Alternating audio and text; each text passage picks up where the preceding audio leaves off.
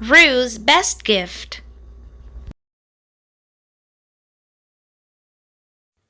Every year at holiday time, Kanga invited everyone in the 100-acre wood to an open house party. She would serve delicious treats and everybody would exchange gifts. It was a happy time, full of fun, food, and friendship. This year, a few days before the party, Roo had a dream. In the dream, there were lots and lots of gifts for him, all wrapped in shiny paper and tied with brightly colored ribbons.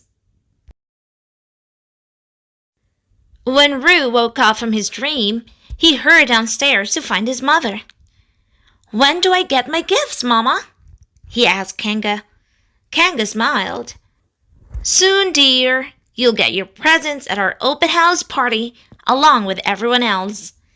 Kanga took out her broom and mop and duster and started to prepare for the party. As she did, there was a knock on the door. Roo opened the door and Tigger came bouncing in. "Hello there, Roo," he said. "Let's bounce."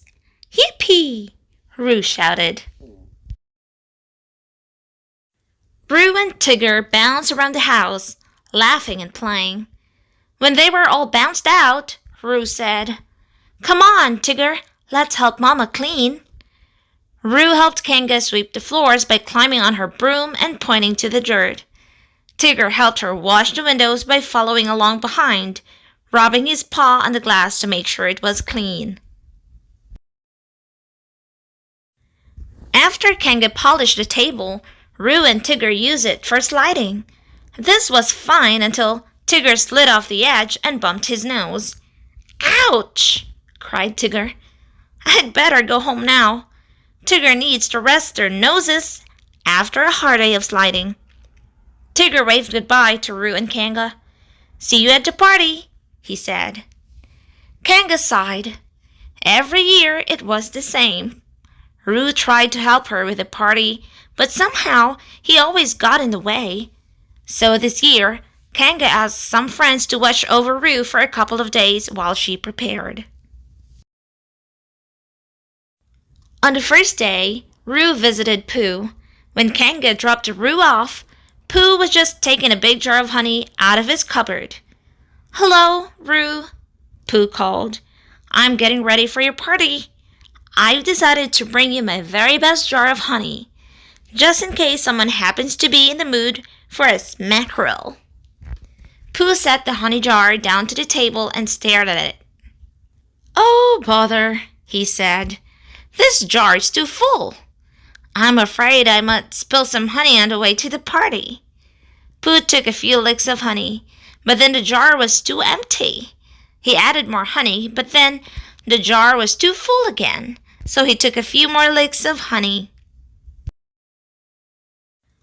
After all the tasting, the jar was sticky and covered with honey drips. So Roo took a cloth and polished the jar until it was bright and shiny again. When Roo gave the jar one final rub, crash! The jar fell to the floor and broke. Pooh watched as big drops of honey oozed through the cracks and formed puddles on the floor. He dipped his paw into the honey puddle and looked at it forlornly. "I'm sorry, Pooh," said Roo, picking up the pieces. "Never mind, Roo," Pooh said sadly. "Maybe this honey jar wasn't meant to be a gift after all." After all the honey was cleaned up, Pooh put the pieces of the broken jar behind his house. Then he came back inside and played with Roo for the rest of the day. But it just wasn't as much fun for Pooh because he kept thinking about his broken jar.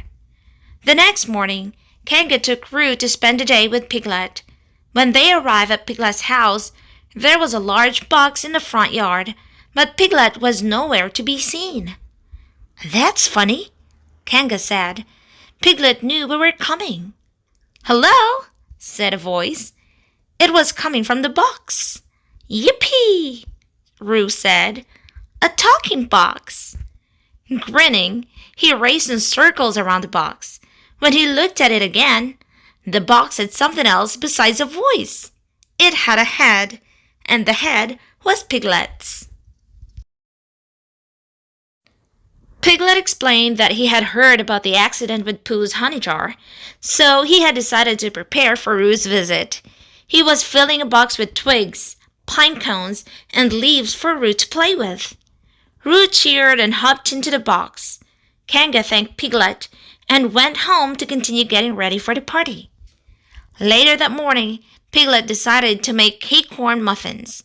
He and Roo could eat some of the muffins for lunch, and he could save the rest for the open house. While Roo played, Piglet went into the kitchen. He got out his mixing bowl, flour, milk, and other ingredients. Soon Piglet was ready to add the acorns. He looked on the shelf where he kept them, but they weren't there. Then he remembered that he'd left them outside near the box. Piglet ran outside and said, "Roo, have you seen my acorns?" But Roo didn't hear him. He was too excited about the string of ornaments he was making. "See my decorations, Piglet?" Roo said. "Mama can hang them over our door for the party." Piglet smiled. The ornaments looked very nice. There was something pleasing about their shape, something familiar. Then Piglet stopped smiling. Roo's lovely ornaments were Piglet's acorns, held together with string. When Piglet and Roo ate lunch that day, they didn't have acorns muffins or anything else with acorns in it. Roo thought the lunch was delicious anyway. Piglet was glad that the acorn ornaments would make such a lovely open house gift, but the rest of the day just wasn't as much fun for him. The next day, Roo went to play with Eeyore. Roo found the old gray donkey standing guard by the thistle patch. Eeyore said, "Don't come any closer, Roo." "Why not?" asked Roo. "Because thistles are my favorite thing," replied Eeyore. "I'm afraid something might happen to them, the way something happened to Pooh's honey jar and to Piglet's acorns." "Don't worry," said Roo. "I don't even like thistles." As they went off to play, Eeyore said, "I don't suppose you see anything different about me today, do you, Roo?" "Yes, I do," Roo said. "It's that thing on your tail." "Thanks for noticing," said Eeyore. "That's my holiday bow. I'll be wearing it to your party." All morning, Roo played games with Eeyore. Roo's favorite game was sliding down Eeyore's back. One time, when he was sliding, he reached out and grabbed Eeyore's tail. Suddenly, there was a ripping sound. Roo found himself flying on the ground, holding a donkey tail in his hands. The tail was torn from top to bottom. "I'm sorry, Eeyore," Roo said. "Let me pin the tail back on for you." Eeyore looked at the tail and shook his head sadly. "No, thank you, Roo. I'm afraid it's of no use anymore." Slowly, they walked back to Eeyore's house. On the way, Eeyore said, "You know, I just remembered. Thistles aren't my favorite thing. My favorite thing was my tail." Eeyore and Roo played a few more games that afternoon, but Eeyore missed his tail, and the rest of the day just wasn't as much fun for him. Roo didn't go visiting the next day because it was the day of the open house. That morning, he helped Kanga arrange the gifts. "What's in the gifts, Mama?" Roo asked. Kanga smiled, lifted Roo up to her lap, and sang a song.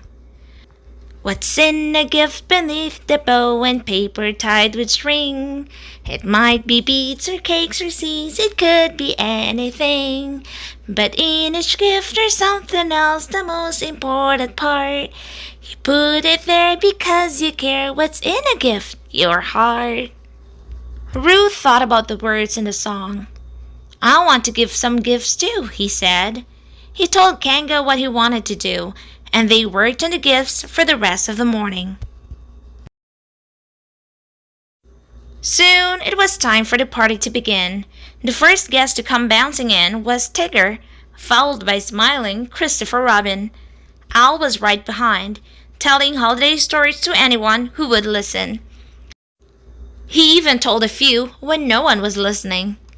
Pooh, Piglet, and Eeyore arrived last, wishing everyone a happy holiday. But from the glum looks on their faces, it wasn't a happy holiday at all. Everybody ate, drank, and sang holiday songs. Then it was time for Kanga to hand out her gifts, a plate of holiday cookies for each guest. But when everyone had a present, there were still 3 gifts left. "Pardon me, Kanga," said Pooh. "Whose gifts are these?" Roos said, "These are from me. They're for 3 special friends who played with me while Mama was busy."